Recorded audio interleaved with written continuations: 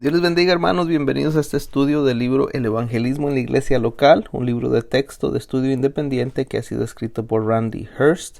Les recuerdo que para sacar el mayor provecho de estos audios es importante que lea también el libro El Evangelismo en la Iglesia Local, escrito por Randy Hurst. Si lo hace, le voy a recordar que también se suscriba al canal para que pueda recibir notificaciones cada ocasión que se suba un video nuevo. Y seguimos estudiando la unidad 2, mis hermanos, Jesús y el evangelismo personal. Como habíamos dicho, Jesús había revelado a sus discípulos los secretos del reino, y la tarea delante de ellos no era meramente para articular otro movimiento social religioso, era el participar de la actividad divina de Dios dentro del mundo, redimiendo a la humanidad perdida para sí mismo. Tal como los discípulos habían visto los panes y pescados multiplicarse, ellos ahora participarían en perpetuar y multiplicar el mensaje que Jesús les había encomendado. Estamos en el capítulo 5, el ejemplo de Jesús. Gustav Bergström fue un misionero en Brasil por 55 años y uno de los más grandes testigos personales que he conocido, dice el autor del libro. Algunos años atrás tuve la oportunidad de ir y predicar a Río de Janeiro y mencioné a Gustav en mi mensaje. Después del servicio, un brasileño se me acercó para contarme su historia. Yo soy un creyente debido a Gustav, comenzó él. El hombre había sido inspector de boletos de un tren. Gustav viajó mucho en trenes mientras iba a través de Brasil para testificar y fundar iglesias. Él siempre portaba muchos tratados del Evangelio y normalmente llevaba Biblias para regalar a quienes respondían a su testimonio. Tras que este inspector recolectaba los boletos, Gustav le testificó. El inspector estaba ansioso de aprender más, pero no tenía una Biblia, y en ese momento Gustav no llevaba ninguna consigo, pero prometió traerle una cuando el tren pasase por el pueblo de nuevo. ¿Cuándo volverá?, preguntó Gustavo. En 3 días, respondió el inspector. Pero arribamos a las 3 de la mañana y solo pararemos para poner combustible. Allí estaré, dijo Gustavo. El inspector de boletos no le creyó y pronto se olvidó de la promesa. 3 días después, en la mitad de la noche, el tren entró en el pueblo y se detuvo en la estación. En la tenue luz, el inspector vio una figura solitaria y sombría de pie en la plataforma. Era Gustav Bergström. Sin una palabra, Gustav se inclinó hacia el portero, le pasó una Biblia en portugués y se alejó. Debido a esta cita, encontré a Cristo, dijo él. Hoy soy un pastor de las Asambleas de Dios. La mayoría de los creyentes no han sido alcanzados en un servicio de la iglesia o en una campaña de evangelización en un estadio, sino por medio de un encuentro personal. Nuestra primera lección, mis hermanos, se titula La oportunidad, es la lección 5.1. Al principio de su evangelio, el apóstol Juan registra en los capítulos 3 y 4 dos de los encuentros de Jesús con individuos, Nicodemo y también la mujer samaritana. Estos relatos presentan claros ejemplos de cómo debemos interactuar con los no creyentes. Los contrastes y similitudes entre ambos encuentros son impresionantes. Primero, consideremos las diferencias entre Nicodemo y la mujer samaritana. Nicodemo era un hombre, la samaritana era una mujer. Su encuentro con Jesús fue intencional, el de ella no. Él seguramente era un respetado líder religioso judío. Ella era una mujer inmoral. Él fue respetuoso con Jesús y ella fue inicialmente indiferente y poco defensiva. Él era educado, ella era inculta. Él estaba hablando en serio, ella fue mucho más casual, por lo menos al principio. Ambas personas necesitaban lo que solamente Jesús podía darles. Y aunque las diferencias entre Nicodemo y la mujer samaritana parecían grandes, sus necesidades espirituales eran esencialmente las mismas. En ambos encuentros, Jesús no solo se concentró en esa relación, sino que también se reveló a sí mismo como la respuesta a su necesidad espiritual. El relato de Juan sobre la conversación de Jesús con Nicodemo termina de manera abrupta, y no se dice si Nicodemo tomó una decisión definitiva. Por otro lado, la historia de la mujer samaritana termina con un claro resultado de su decisión. Su respuesta a Jesús no solo cambió su propia vida, sino también la del resto de su comunidad. El relato de Juan sobre la conversación de Jesús con la mujer junto al pozo es el registro más completo de un encuentro que él tuvo con una persona no creyente. De este podemos aprender el proceso por el cual Jesús comunicó la verdad y el entendimiento espiritual a circunstancias cotidianas. La historia del encuentro de Jesús con la mujer junto al pozo nos provee un ejemplo maravilloso de cuán clara y sensiblemente habló Jesús con las personas, poniéndose a nivel de ellas. Él estaba consciente de sus respectivas culturas y de su entendimiento y necesidades personales. Su conversación con la samaritana es un ejemplo eficaz de comunicación interpersonal. Aunque cada encuentro personal con un no creyente es único, un análisis de este relato ofrece ayuda inspiradora e instructiva a todos aquellos involucrados en el evangelismo personal. La lectura de Juan 4 nos revela cómo trata Jesús con la mujer paso a paso, dándonos ejemplos de asuntos potenciales que enfrentaremos al comunicar verdades espirituales a los no creyentes. Mire, tenemos el siguiente tema clave, que son ocasiones cotidianas. Salió de Judea y se fue otra vez a Galilea, y le era necesario pasar por Samaria. Vino pues a una ciudad de Samaria llamada Sicar, junto a la heredad de Jacob, que Jacob dio a su hijo José, y estaba ahí el pozo de Jacob. Entonces Jesús, cansado del camino, se sentó así junto al pozo. Era como la hora sexta. Esto en Juan 4, 3 al 6.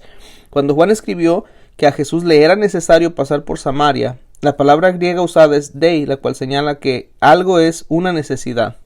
Algunos han interpretado erróneamente que Jesús necesitaba ir por Samaria porque sabía de antemano de su reunión divina con la mujer.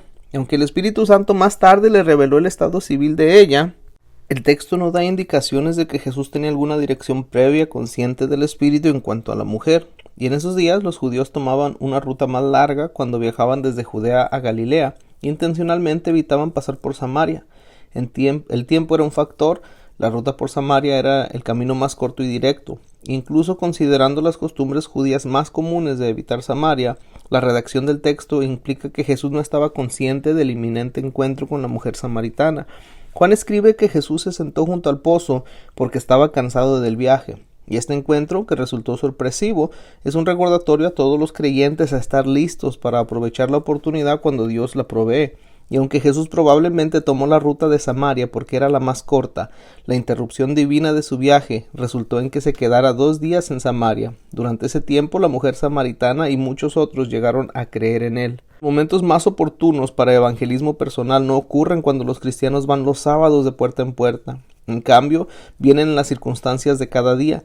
Mientras hacemos las actividades cotidianas de la vida, Dios abre la oportunidad para testificar. El Espíritu Santo omnisciente, que escudriña los corazones, sabe cuándo los creyentes están listos para que la semilla del mensaje de Dios sea plantada o regada. Uno de nuestros temas claves es las oportunidades naturales. Dice Juan 4 del 7 al 8, vino una mujer de Samaria a sacar agua y Jesús le dijo, dame de beber, pues sus discípulos habían ido a la ciudad a comprar de comer.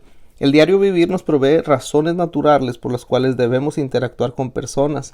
Estos encuentros naturales con frecuencia pueden convertirse en oportunidades para testificar. Los momentos de evangelización no necesitan ser compuestos, tan solo suceden. El Espíritu Santo usa estas ocasiones para prepararnos el camino en la misión a la cual el Señor nos ha llamado. En su instrucción a sus discípulos después de este evento, Jesús dijo, yo os he enviado a segar lo que vosotros no labrasteis. Otros labraron y vosotros habéis entrado en sus labores. Juan 4:38. El Espíritu Santo va delante de nosotros y obra en vidas y circunstancias, preparando buenas obras para nosotros, según Efesios 2:10. Nuestra responsabilidad es estar alerta a esas oportunidades y responder. Lo único que nos costará la mayor de las veces es tiempo. El siguiente tema clave es barreras sociales. La mujer samaritana le dijo, ¿cómo tú, siendo judío, me pides a mí de beber, que soy mujer samaritana? Porque judíos y samaritanos no se tratan entre sí. Juan 4:9. El comentario explicatorio de Juan porta significado. No fue la mujer samaritana la que dijo que los judíos y los samaritanos no se trataban entre sí. Juan incluyó esta información, ya que él escribió el Evangelio muchos años después del incidente. Creyó necesario explicar la segregación social entre judíos y samaritanos. La costumbre en los días de Jesús habría prohibido conversaciones públicas entre hombres y mujeres, especialmente entre judíos y samaritanos. Un rabí judío hubiera quedado sediento antes que violar esas costumbres. El beber del cántaro de la mujer samaritana sería ceremonialmente impuro. Aún la mayoría de los cristianos que están comprometidos para ser testigos de Cristo desarrollan un perfil mental del tipo de gente que ellos creen Dios lo usará para alcanzar. Normalmente piensan alcanzar a otros como ellos mismos, pero Dios quiere que estemos listos, como lo estuvo Jesús, a cruzar barreras sociales para tocar espiritualmente a las personas perdidas que son culturalmente distintas a nosotros mismos. Como ya se enfatizó en el capítulo 2 de este libro de texto, Dios nos ha llamado a alcanzar a todo tipo de personas. Si permitimos que las barreras sociales o políticas nos entorpezcan, perderemos las oportunidades de compartir a Cristo con los no creyentes. Debemos hacer como dijo el apóstol Pablo, a nadie conocemos según la carne. Durante mi ministerio adulto, dice el autor del libro, he viajado por muchos países. En cada cultura me he asombrado de encontrar que las necesidades humanas básicas de la gente son fundamentalmente similares. Debemos mirar más allá de los elementos culturales, exteriores y superficiales para ver a otros como Jesús los ve.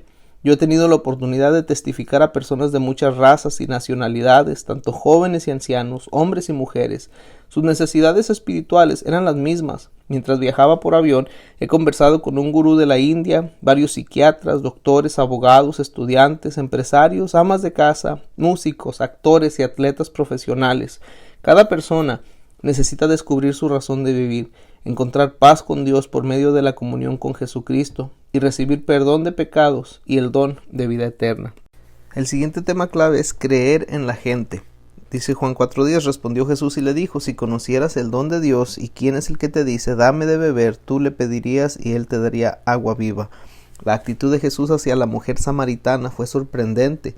Su declaración hacia ella revela que Cristo percibía un hambre espiritual dentro de ella, que le motivaría a buscar el agua viva que él tenía si solo supiera quién era él.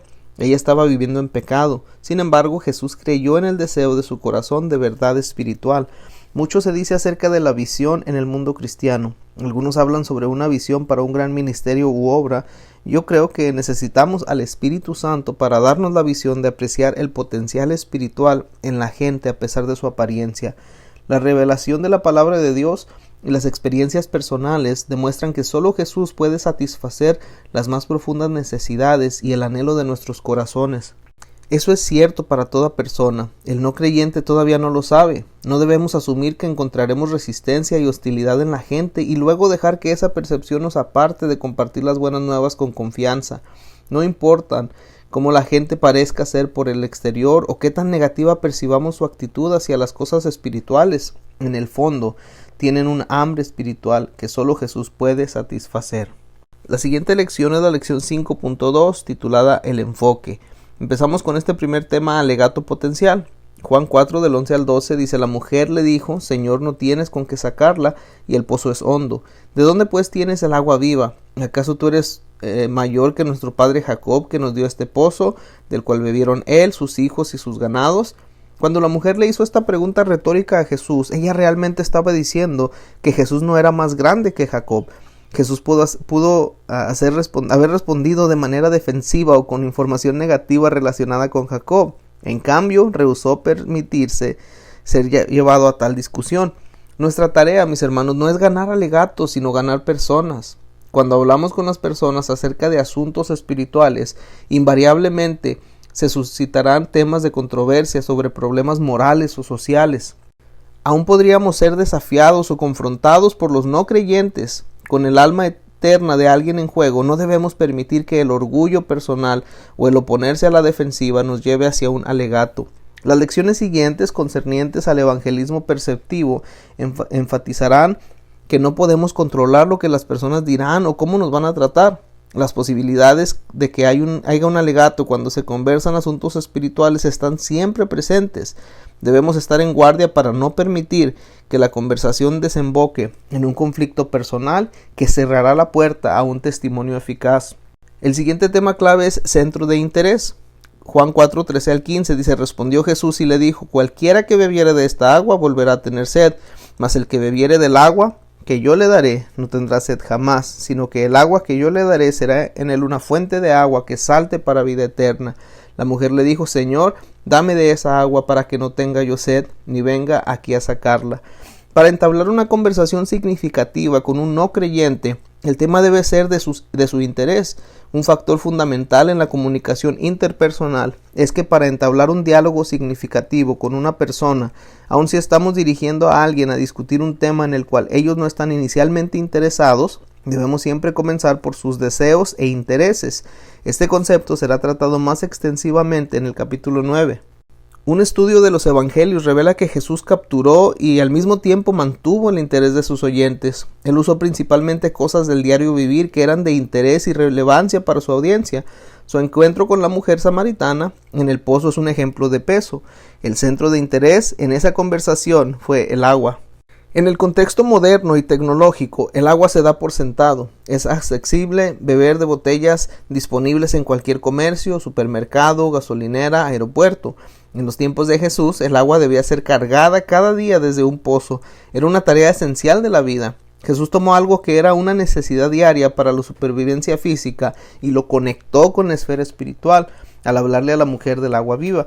La comunicación eficaz, mis hermanos, particularmente la comunicación persuasiva, necesita comenzar con algo que es conocido y entendido por la gente antes de dirigirles a comprender algo desconocido, tal como la verdad espiritual. Determinar un apropiado centro de interés en una conversación depende de varias cosas. Primero, de la importancia de escuchar eficazmente. Desgraciadamente, la mayoría de los cristianos parecen ver el acto de testificar como comunicación de un sentido, un poco como predicar un sermón a una persona. La comunicación eficaz involucra escuchar más que hablar. A veces más de la mitad del testimonio eficaz es simplemente escuchar y estar solícito de aprender cuáles son las inquietudes e intereses de la persona. La conversación de Jesús con la mujer samaritana ejemplifica el escuchar eficazmente. También la naturaleza del evangelismo perceptivo. Normalmente, el medio más eficaz de testificar no es una rutina de evangelismo predeterminada, sino más bien un mensaje personalizado que responde a los intereses y necesidades del no creyente. Para ser capaces de concentrarnos en algo que es de interés y relevante al individuo, nuestra mente necesita cada vez más estar llena con la verdad de la palabra de Dios. Esta es una búsqueda de toda la vida. Jesús dijo que el Espíritu Santo recordaría a sus discípulos las cosas que Jesús había enseñado. La misma promesa es cierta para sus seguidores hoy. Un estilo de vida centrado en el estudio de la palabra de Dios dispondrá la verdad para que el Espíritu Santo la traiga a nuestras mentes. En contraste, el Espíritu Santo no recordará a nuestra memoria algo que no ha sido puesto allí anteriormente. También la necesidad de conexiones creativas. Depende del Espíritu Santo para ayudarle a conectar los intereses y deseos de las personas con sus necesidades más profundas, las cuales son buscar el propósito de su existencia, el perdón de pecados y la vida eterna. El Espíritu Santo puede guiar las conversaciones. Él puede aún guiar al no creyente a buscar conversación que abrirá puertas para testificar. Nuevamente, la clave es escuchar. Si usted hace en oración un esfuerzo concentrado y está quieto, pidiendo al Espíritu Santo que guíe la conversación, Él puede ayudarle a pensar y hablar creativamente mientras las personas hablan de sí mismas. Por último, la necesidad de ser entendidos. Cuando se aplican verdades espirituales a temas que interesan al oyente, asegúrese de hacer todo lo posible para usar el vocabulario con el cual él esté familiarizado. El vocabulario teológico o jerga cristiana tan solo van a confundir a aquellos que no están acostumbrados con tales términos. Y como les dije, de eso depende el determinar un apropiado centro de interés. Hay un tema en el cual todos están interesados, y ese tema es en sí mismos. En la mayoría de las conversaciones con aquellos que acabo de conocer, dice el autor del libro, les pregunto qué hacen para ganarse la vida, y ellos se ponen a hablar de sí mismos, comenzando por su ocupación. Una segunda pregunta excelente es preguntarles acerca de su familia. Asombrosamente se abrirán oportunidades para una aplicación espiritual, sobre todo si se enfoca en los deseos de las personas. Cuando comienzan a hablar de lo que realmente quieren en la vida, fácilmente se pueden construir puentes para hablar de sus necesidades y deseos más profundos y de cómo Jesús puede satisfacer esos anhelos. El siguiente tema clave es el asunto del pecado. Juan 4:16 al 18 nos dice que Jesús le dijo: ve, llama a tu marido y ven acá. Respondió la mujer y dijo: no tengo marido. Jesús le dijo: bien has dicho, no tengo marido, porque 5 maridos has tenido, y el que ahora tienes no es tu marido. Esto has dicho con verdad. Jesús intencionalmente tocó el punto del pecado de la mujer. El asunto del pecado no puede ser evadido en el evangelismo, mis hermanos. Las buenas nuevas solo pueden ser entendidas en contexto de las malas noticias relacionadas con nuestro pecado. Algunas personas tratan de testificar sacando el pecado del cuadro y tratando solamente temas positivos. La salvación es imposible sin perdón. No hay perdón sin confesión de pecado. Y no hay confesión de pecado sin convicción de pecado. Juan el Bautista sintetizó la misión de Jesús cuando dijo: he aquí el Cordero de Dios que quita el pecado del mundo. La mayor parte de mi testificación personal, dice el autor, toma lugar en el avión, cuando tengo más tiempo con gente sin interrupción. Durante todas mis experiencias, solo una persona no estuvo dispuesta a reconocer su pecado. Era un profesor de la Universidad de Harvard. Por medio de la racionalización había llegado a la conclusión intelectual de que no existen principios morales absolutos. Rara vez la gente no está dispuesta a reconocer el asunto del pecado. En cambio, la mayoría da excusas por su pecado. Las personas están dispuestas a reconocer que han pecado, sin embargo muchas no están dispuestas a referirse a sí mismas como pecadoras. En vez de tratar de convencer a una persona de que es una pecadora, doy vuelta a la situación. Trato de identificarme con él al hablarle de cómo yo sé que soy un pecador. También hago esto cuando oro por personas en el altar. Aunque debemos considerar el asunto del pecado, no se debe hacer en una manera santurrona o enjuiciadora. Recuerde, todos somos pecadores salvados por gracia. El tema del pecado debe ser tratado con claridad, pero debe ser hecho también con gracia.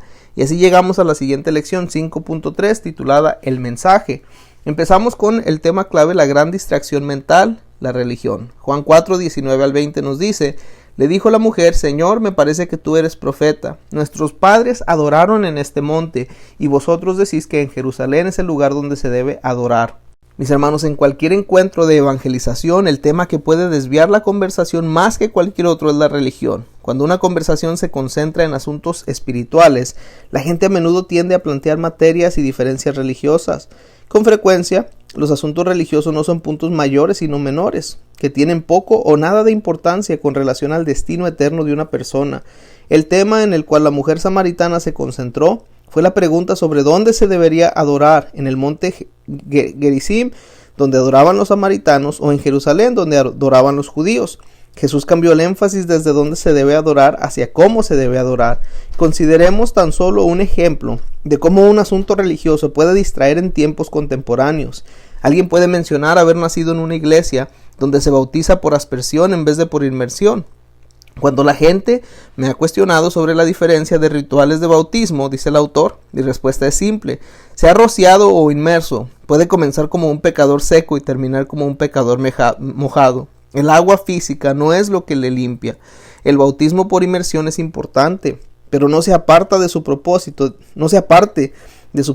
discutiendo acerca de las diferencias de una doctrina o práctica de la iglesia con alguien que aún no conoce personalmente a Jesús. Hasta que la persona no nazca de nuevo, puntos acerca del bautismo en agua, la cena del Señor, diezmos o la membresía de la iglesia realmente no importan. El apóstol Pablo da un buen consejo a Timoteo sobre mantener la atención en las cosas que importan. Dice: recuérdales esto, exhortándoles delante del Señor a que no contiendan sobre palabras, lo cual para nada aprovecha, sino que es para perdición de los oyentes. Hablar sobre asuntos de religión requiere mucha atención y tacto para discernir cuándo es productivo y cuándo es una distracción.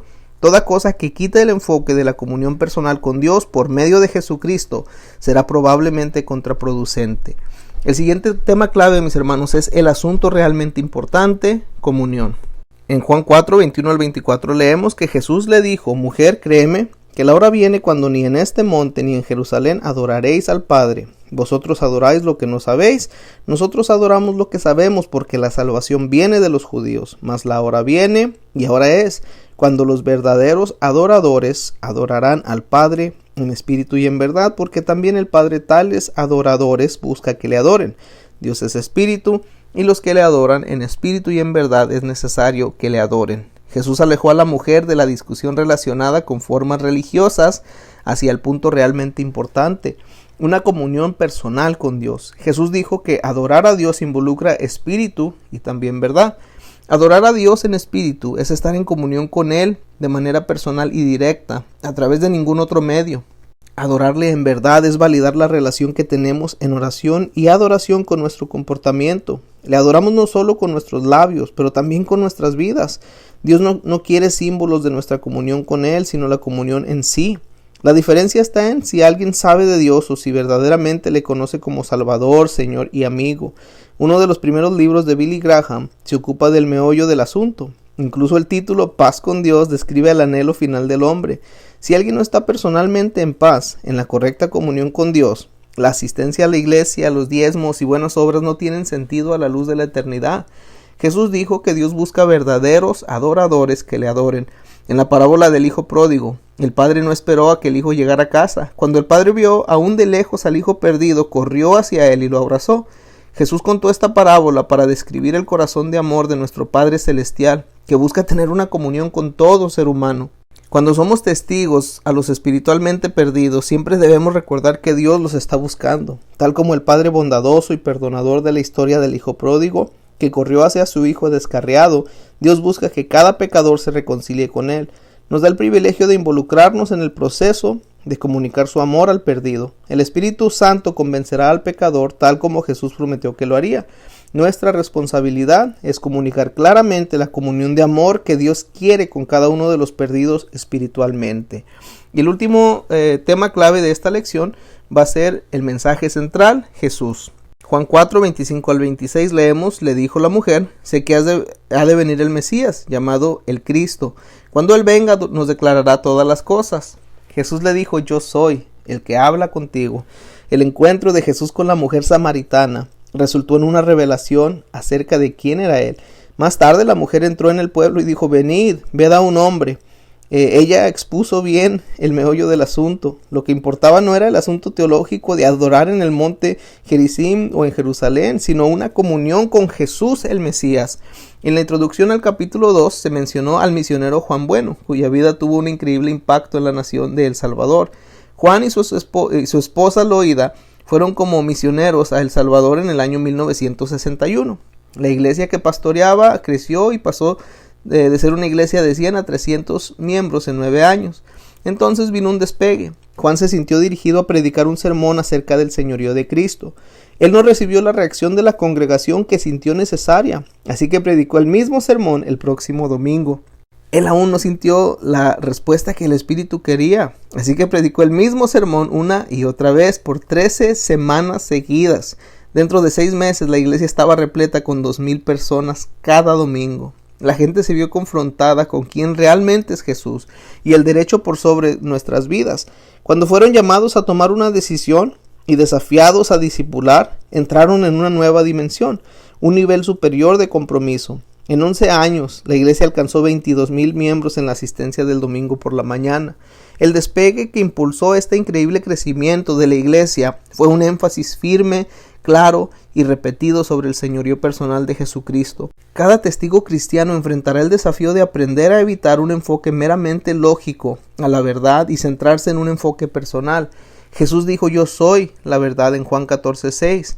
La teología sistemática es útil para organizar nuestros pensamientos y entendimiento. Para el no creyente debemos a veces evadir lo sistemático en favor de lo relacional.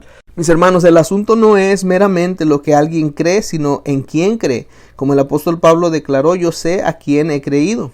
Las siguientes lecciones nos mostrarán que el elemento central de la predicación, tanto de Pedro como de Pablo, fue Jesucristo.